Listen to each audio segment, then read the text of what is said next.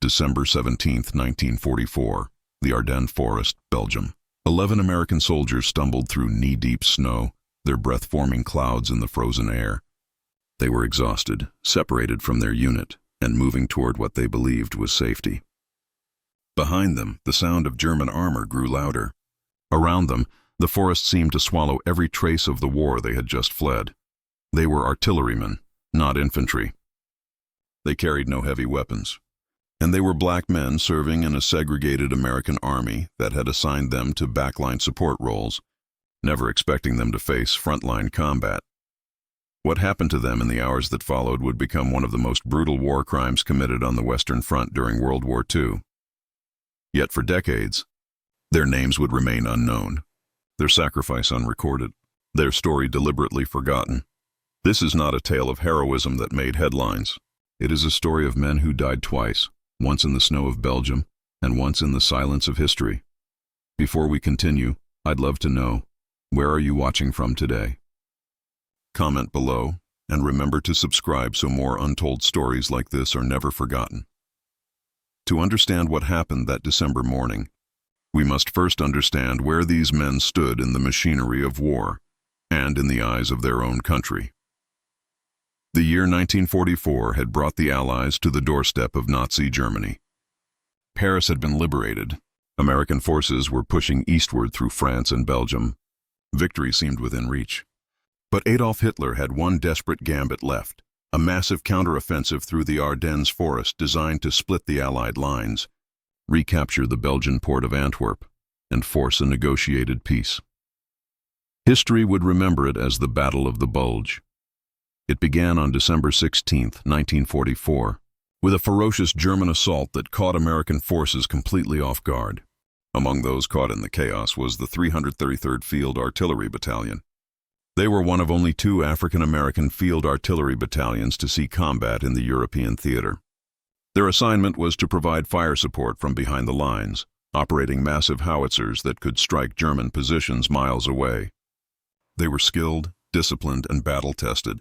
They had landed at Omaha Beach shortly after D-Day and fought their way across France, but they served in an army that did not trust them with full equality. The United States military in World War II was strictly segregated by race. Black soldiers were relegated to support roles, supply units, transportation companies, labor battalions. The few combat units that existed, like the 333rd, operated under white officers and faced constant doubt about their courage and competence. Military leadership believed black men lacked the intelligence and fortitude for frontline combat. Even as they fought and died for American ideals of freedom, they did so in a system built on the assumption of their inferiority. The German forces attacking through the Ardennes included some of the most fanatical units in Hitler's military, Waffen-SS, divisions indoctrinated with Nazi racial ideology. To them, black soldiers were subhuman, evidence of America's racial degeneracy. The SS had standing orders that prisoners could be executed if they slowed down the advance. Black prisoners faced even grimmer prospects. On the morning of December 17th, German tanks and infantry tore through American defensive positions near the town of Schönberg. The 333rd Field Artillery Battalion found itself directly in the path of the 1st SS Panzer Division. Communications broke down. Artillery pieces were destroyed or abandoned. Orders became confused. Small groups of soldiers scattered into the frozen forest, trying to find safety, trying to regroup, trying simply to survive. 11 men from Battery C found themselves cut off, moving northwest through the snow toward what they hoped were American lines. They had no way of knowing they were walking deeper into German-controlled territory. They had no way of knowing that the farmhouse they were approaching, just outside the tiny village of Wereth, sat in the shadow of an SS advance. And they had no way of knowing that their race would seal their fate in ways that military rank never could. This was not supposed to be their war to fight. But history had thrust them onto a frozen battlefield where 2 forms of hatred, American and Nazi, would converge with lethal consequences. What happened next would remain hidden for nearly 60 years. Not because there were no witnesses, not because there was no evidence, but because telling the story would require confronting uncomfortable truths about the country these men died defending. Their names deserve to be spoken. Staff Sergeant Thomas J. Fort, Private First Class James A. Stewart, Technician 5th Grade Curtis Adams, Private George Davis, Jr., Private George Moughton, Private James Aubrey Stewart, Technician 5th Grade Mager Bradley, Private Nathaniel Moss, Private Robert Green, Private Jim Leatherwood, Corporal Albert L. Fountain. 11 men. 11 different stories that converged on a single frozen field. They came from across America, from the deep South and the industrial North, from farmland and cities. Thomas Fort, the ranking non-commissioned officer, hailed from Mississippi.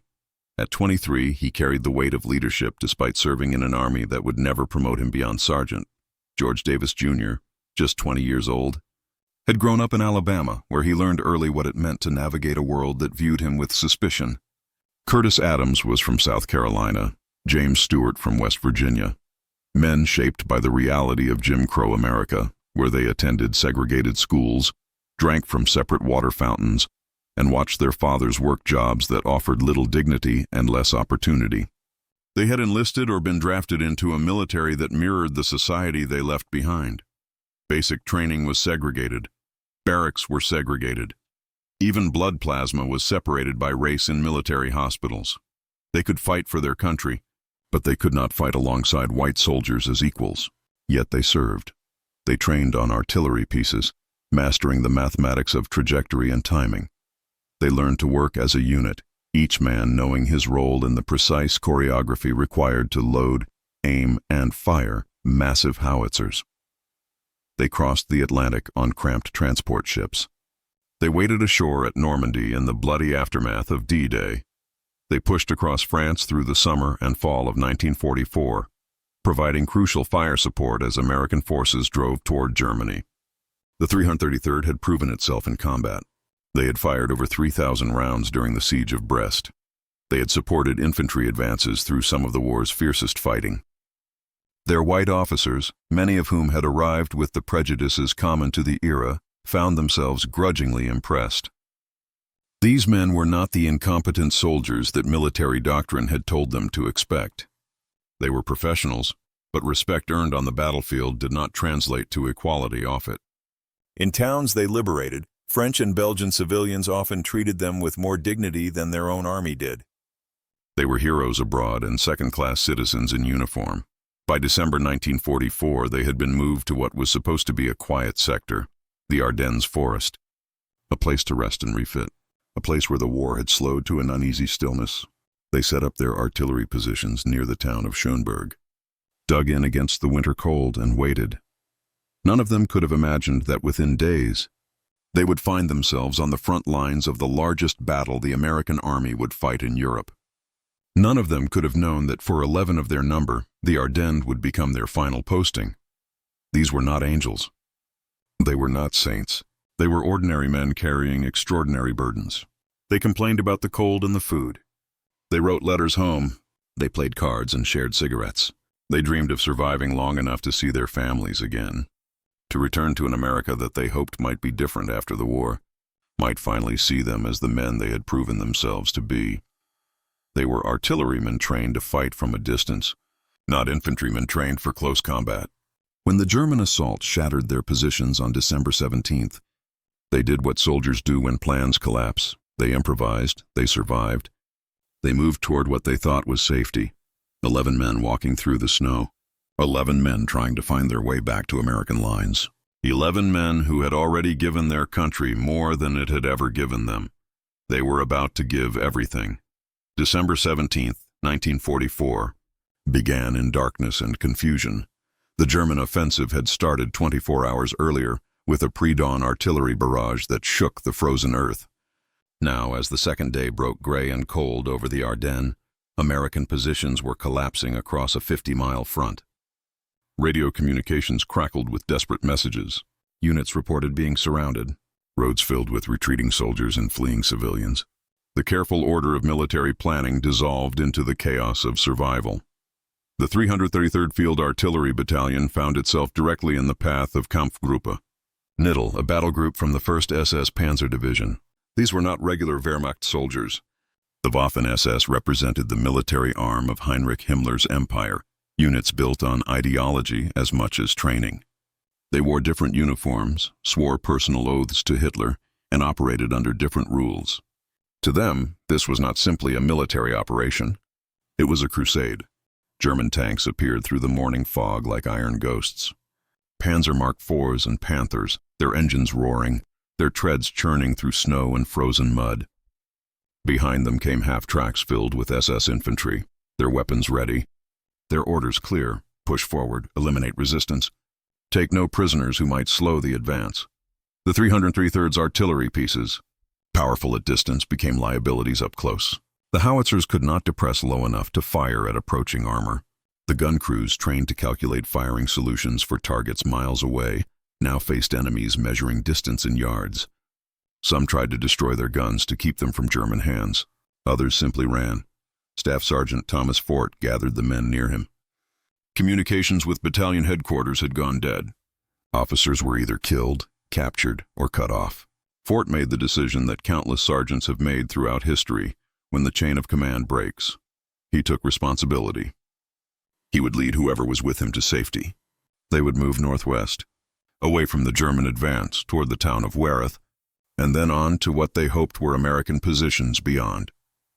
11 men followed him into the forest. They moved quickly at first, then more cautiously as they heard German voices in the distance. The snow was deep. Their boots were not designed for this kind of winter warfare. Some had lost their helmets in the chaos. They carried rifles but little ammunition. They were exhausted, hungry, and acutely aware that they were black soldiers moving through territory now controlled by an enemy that viewed them as something less than human. The temperature hovered around 20 degrees. Every breath burned in their lungs. The forest seemed endless, every tree identical, every direction uncertain. They followed Fort because he projected confidence even when he must have felt terror. They stayed together because separation meant death. By midday, they reached the edge of the forest near WWII. The village was small, barely a handful of stone farmhouses clustered along a rural road. Smoke rose from chimneys.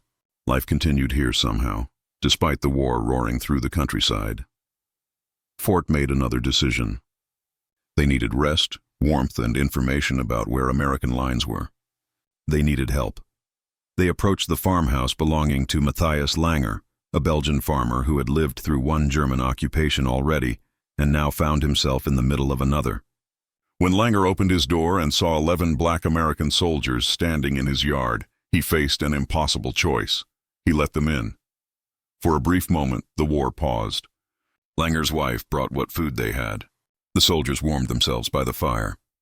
They removed their boots to massage feeling back into frozen feet. They spoke in low voices about what had happened, what they should do next. Fort consulted with Langer about the safest route to American lines. But WWII was already in German hands. SS patrols were moving through the area, securing the territory they had seized. And in a village this small, strangers do not go unnoticed. Someone informed the Germans. Whether it was a collaborator, a frightened neighbor, or simply bad luck remains unclear. What is certain is that within hours of the soldiers' arrival, an SS patrol was approaching the Langer farmhouse. Fort saw them coming. There was no time to run, no place to hide, no weapons sufficient to mount a defense. The 11 men stepped outside into the cold afternoon light and raised their hands in surrender. They were soldiers. They knew the rules of war. Prisoners were to be treated according to the Geneva Conventions. They would be interrogated, perhaps, then sent to a prisoner of war camp to wait out the remainder of the conflict. It was the bargain soldiers made. Surrender meant survival. But the men approaching them were not interested in bargains. The SS soldiers, their uniforms marked with the lightning bolt runes of their division, moved with the efficiency of men who had done this before. They searched the prisoners roughly, confiscated what little they carried, and began marching them away from the farmhouse.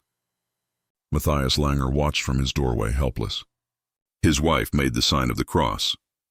The 11 Americans disappeared down the road, surrounded by their captors, moving toward a field just beyond the village. The light was already fading. Evening was coming early, as it does in December. The temperature was dropping. In a few hours, darkness would cover everything. The soldiers walked in silence. They must have known on some level that something was wrong. The Germans were not taking them toward the rear. There were no trucks waiting. No larger groups of prisoners. Just a cold field, far from witnesses, far from the rules that were supposed to protect them. They had survived the artillery barrage. They had survived the German breakthrough. They had survived the frozen march through enemy territory.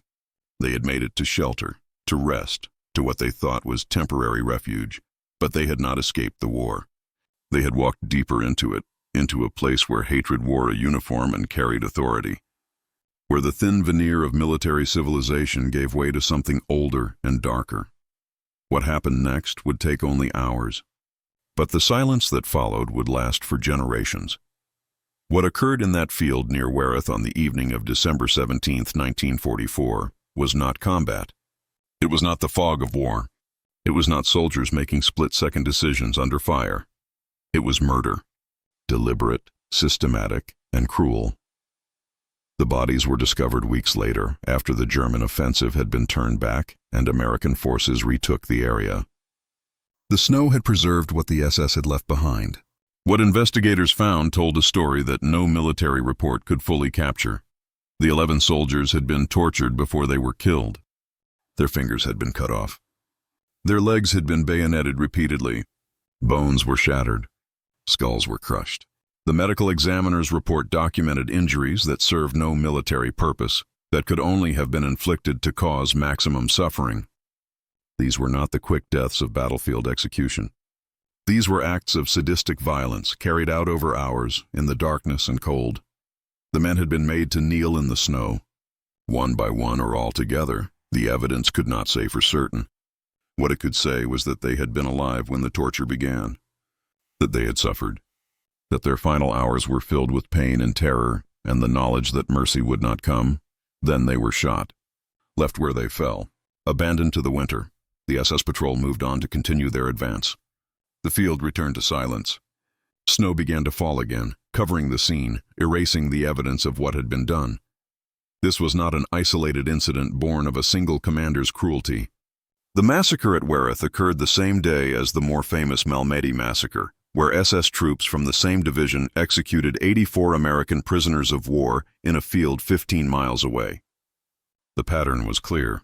Kampfgruppe Peiper and associated SS units were operating under a culture that permitted, perhaps even encouraged, the murder of prisoners. But there was a difference. The victims at Malmedy were white soldiers. Their deaths sparked immediate outrage. Investigations began while the war was still being fought.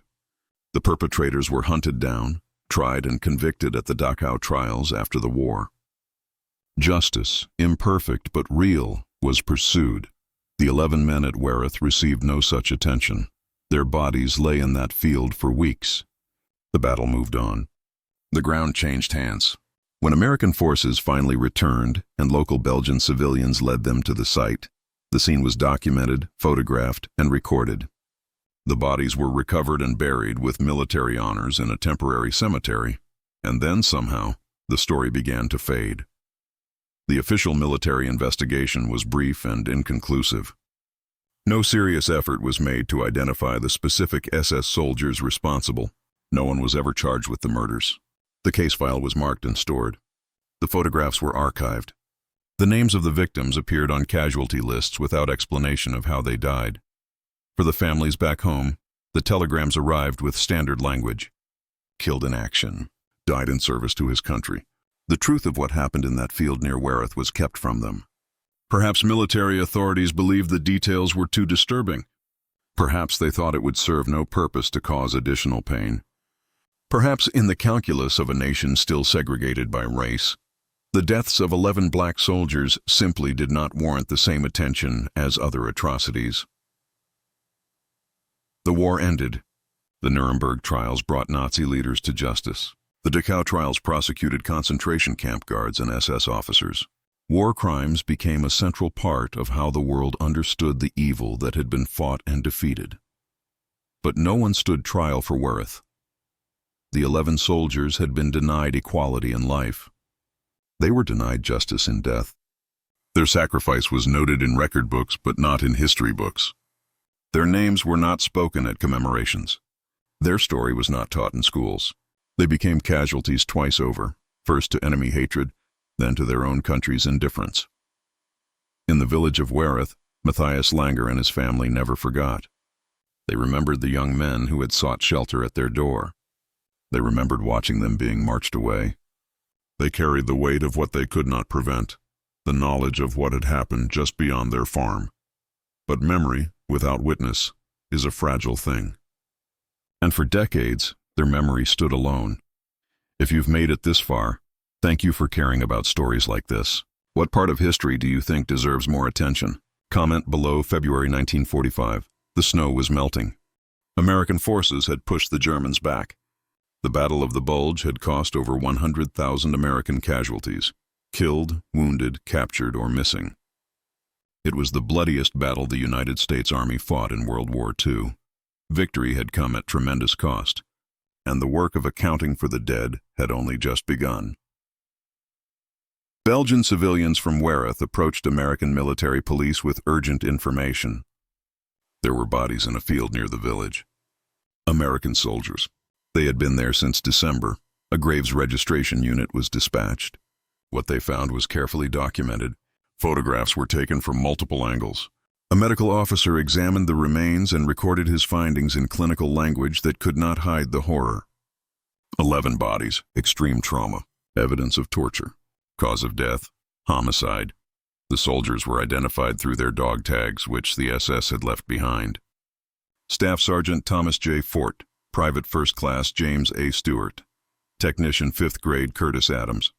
The names went down in the official record, each one representing a family that would soon receive devastating news. The bodies were taken to the Henri Chapelle American Cemetery in Belgium, a temporary burial ground for American war dead awaiting transport home or permanent interment. They were buried with military honors, flag-draped coffins, rifle salutes, taps played across the rows of white crosses. An investigation was opened. The Criminal Investigation Division interviewed Matthias Langer and other Belgian witnesses. They established a timeline. They confirmed that SS troops from the 1st SS Panzer Division had been operating in the area. They collected evidence and compiled reports. Then the investigation stalled. The SS units responsible had already moved deeper into Germany as the front collapsed. Many of the soldiers were killed in subsequent fighting. Others disappeared into the chaos of Germany's final defeat. The division's command structure was shattered. Records were destroyed or lost. Witnesses were scattered across a continent torn apart by war. And critically, there was no sustained pressure to pursue the case. The Malmedy massacre, which occurred the same day, had become a cause célèbre. American newspapers covered it extensively. The victims' families demanded justice. Congress held hearings. General Eisenhower himself vowed that the perpetrators would be brought to trial. The machinery of military justice focused its attention there. WWII remained a footnote. A brief mention in after-action reports. A statistic in the casualty count. Back in the United States, 11 families received telegrams. The language was identical to thousands of others sent during those years. The Secretary of War desires me to express his deep regret that your son was killed in action in Belgium on 17th of December 1944. No mention of how. No mention of torture or war crimes. Just the stark fact of death in service. Fort's family in Mississippi mourned a son who had carried the burden of leadership to his final moment. Davis's family in Alabama grieved a young man who never got the chance to live the life he deserved. Adams's family in South Carolina buried an empty coffin and waited for his remains to be returned. Each family received a folded flag, a Purple Heart, and the inadequate comfort of knowing their loved one had died for his country. They did not know the full truth, and no one in authority seemed inclined to tell them. The 333rd Field Artillery Battalion continued, fighting through Germany until the war's end in May 1945. The survivors came home to a country that had not changed, nearly as much as they had hoped. They returned to segregation, to Jim Crow laws, to a society that still viewed them with suspicion despite their service. Some spoke of the war years with pride, others tried to forget. Few talked about the 11 men who never made it home. The military's official history of the Battle of the Bulge, published in the years after the war, mentioned the 333rd's participation in a few brief paragraphs. The massacre at WWII was not included. It did not fit the narrative being constructed, a story of American unity and valor against Nazi aggression. To include it would require acknowledging uncomfortable truths about race, about unequal justice, about the different value placed on different lives. By 1950, the bodies of the WWII 11 had been returned to the United States for burial in their hometowns, or permanently interred in American cemeteries overseas, according to their families' wishes. They were laid to rest with honor, but their story remained buried. In WWII, the Langer family tended the field where the soldiers had died. Matthias never stopped thinking about the young men who had knocked on his door seeking help. His children grew up knowing the story, but it was local memory, not historical record. A tragedy witnessed by a handful of Belgian farmers, not acknowledged by the nation the victims had served. The Cold War began. New conflicts demanded attention. Korea, then Vietnam. The generation that had fought World War II aged and began to pass away. History textbooks presented a sanitized version of the war, good versus evil, democracy versus fascism, with the complexities and contradictions smoothed away. The WWII 11 faded into obscurity. Their sacrifice unrecognized, their story untold, their names forgotten by everyone except the families who mourned them and the villagers who remembered. For nearly half a century, the massacre at WWII existed in a strange liminal space, documented but not acknowledged, recorded but not remembered, known but not told. The evidence sat in archives. The photographs remained in military files. The medical examiner's report describing the torture was preserved in storage. The investigation documents, though incomplete, existed. This was not a mystery that required solving. It was a truth that had been deliberately set aside. The families of the 11 soldiers lived with incomplete narratives. They knew their sons, brothers, and husbands had died in Belgium. They knew it happened during the Battle of the Bulge. But the specifics, the torture, the war crime, the lack of justice, remained hidden behind the bureaucratic language of military casualty notifications. Some family members asked questions. They wrote letters to the War Department seeking more information about how their loved ones had died. The responses they received were vague, citing the chaos of combat and the difficulty of reconstructing events in a fluid battlefield situation. The letters did not lie exactly. They simply omitted the truth. In Belgium, the memory persisted differently. The Langer family maintained their knowledge of what had happened. Matthias told his children, who told their children. The field where the soldiers died became a place of quiet remembrance for those who knew its significance. But it bore no marker, no monument, no official recognition. To outsiders passing through WWII, it was simply another snow-covered field in the Ardennes countryside. The 1960s brought the civil rights movement and a national reckoning with America's history of racial injustice. Stories of black service members who had been denied recognition began to surface. The Tuskegee Airmen gained overdue acknowledgement. Forgotten heroes were belatedly honored, but somehow the WWII 11 remained outside this wave of historical correction. The 1970s and 1980s saw increased scholarship on World War II. Hundreds of books were published about the Battle of the Bulge. The Malmedy massacre was examined in detail, featured in documentaries, and taught in military academies as a case study in war crimes. Yet WWII appeared, if at all, as a single sentence. A footnote, an anomaly that did not fit the established narrative. It was not until the 1990s that the story began to truly resurface. Historians researching African-American military service started connecting dots that had been left unconnected for decades. They found the archival evidence. They read the medical reports. They interviewed aging survivors from the 333rd Field Artillery Battalion who remembered their 11 missing comrades. They began asking why this atrocity had been treated so differently from others. In 1994, 50 years after the massacre, a Belgian historian named Herman Langer, Matthias's grandson, began researching the event that had shaped his family's memory. He gathered documents, interviewed elderly villagers, and compiled a detailed account. He reached out to American veterans organizations and military historians. He made it his mission to ensure the story would not die with the last generation who remembered.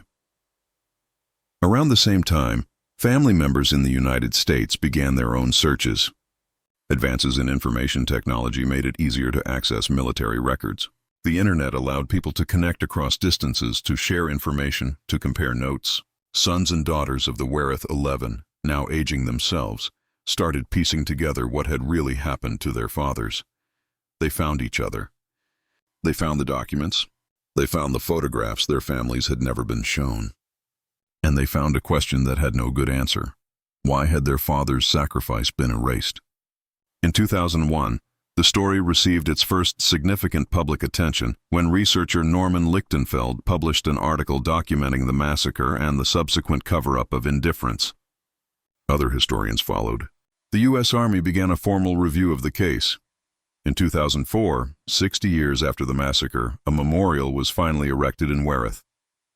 It stands in the field where the 11 soldiers died, a simple but powerful monument listing their names, their ranks, and the date. The dedication ceremony brought together family members from America and villagers from Belgium. Veterans from the 333rd who had survived the war stood in the cold December air and saluted their fallen brothers. Herman Langer had kept his grandfather's promise.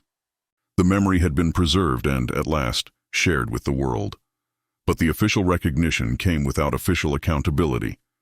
No one was ever prosecuted. No formal apology was issued for the decades of neglect. The memorial exists not because the military sought to honor these men, but because private citizens refused to let them be forgotten. The contrast remained stark. The Malmedy perpetrators had been tried at Dachau in 1946. 73 SS soldiers were convicted. 43 were sentenced to death, though most sentences were later commuted. Justice had been pursued, even if imperfectly executed. For Wereth, there were no trials, no convictions, no sentences, just silence that lasted longer than most of the victims had lived. The question haunted those who finally learned the story. Was it neglect? Was it racism? Was it simply the chaos of war and the limitations of military justice? Or was it something more insidious, a calculated decision that some lives, some deaths, some injustices simply mattered less than others? The archival evidence suggests all of the above. The investigation had been real but half-hearted. Resources had been limited but not absent. The will to pursue justice had been present for some cases and absent for others. The pattern was unmistakable even if the motives remained complex.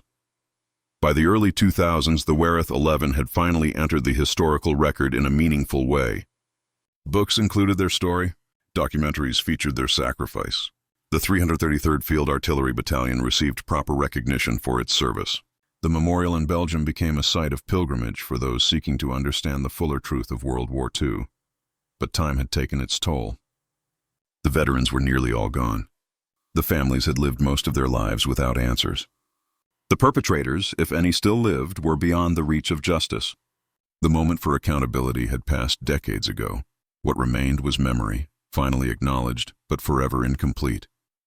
A story rescued from obscurity but unable to be fully told because too many witnesses had already carried their knowledge to the grave. The story of the Wereth 11 is not simply a story about 11 men who died in a field in Belgium.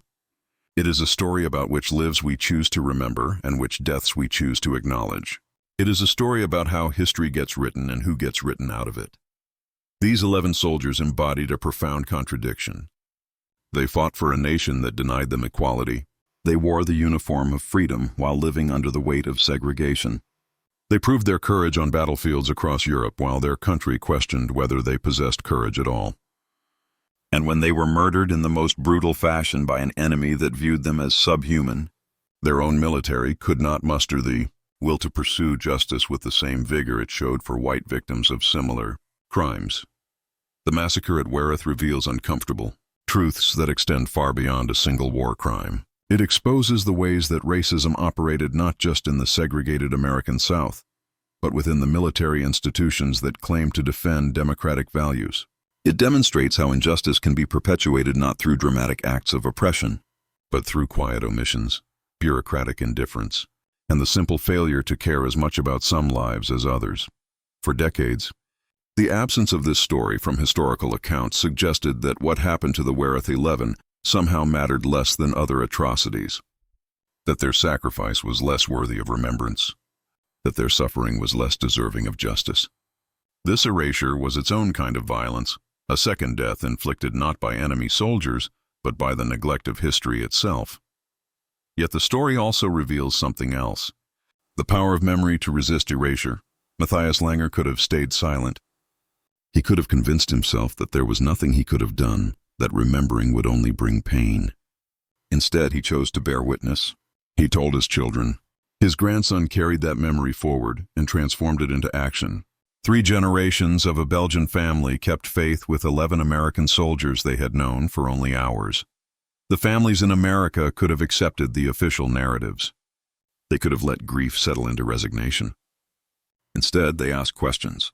They searched for answers. They refused to believe that their fathers' lives and deaths were less important than others. When they finally learned the truth, they demanded recognition. This persistence matters. It demonstrates that history is not fixed or settled.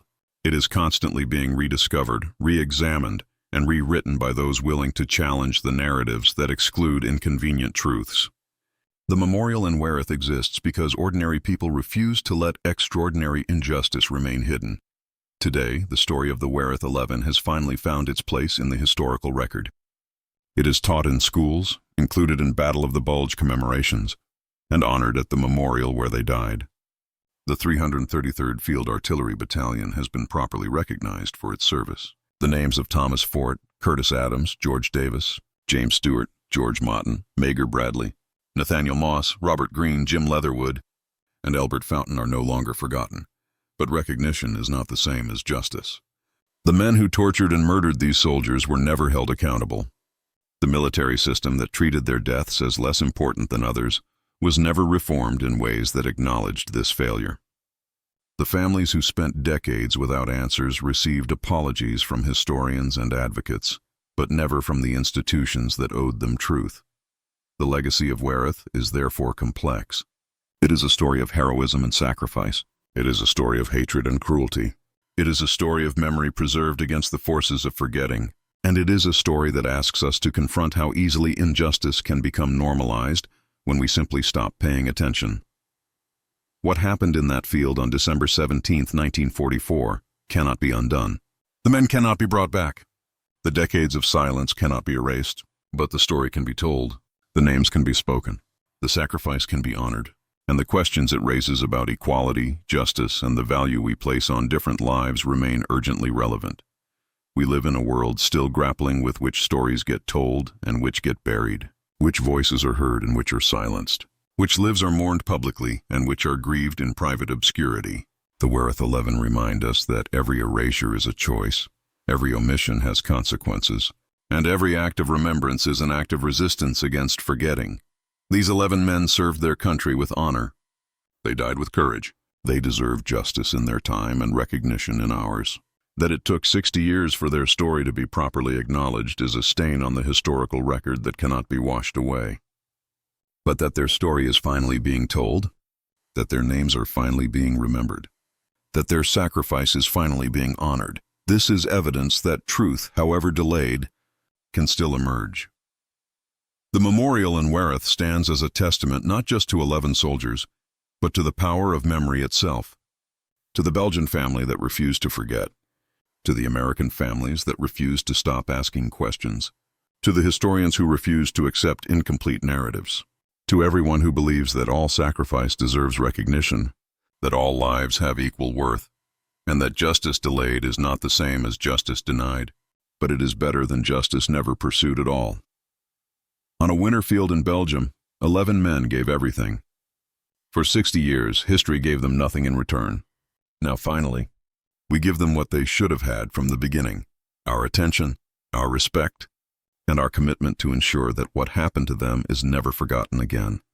Because history isn't just what happened, it's what we choose to remember. And the WWII 11 deserve to be remembered, not as footnotes, not as statistics, but as men who served with honor, died with dignity, and whose story, finally told, challenges us to ensure that memory and justice are never again rationed by the color of a soldier's skin. Their names are carved in stone in Belgium. Let them also be carved in our collective memory. Let their story stand as both a warning and an inspiration. A warning about the costs of indifference, an inspiration about the power of those who refuse to let truth die. 11 men, 1 frozen field, 6 decades of silence, and finally a story that will not be forgotten again.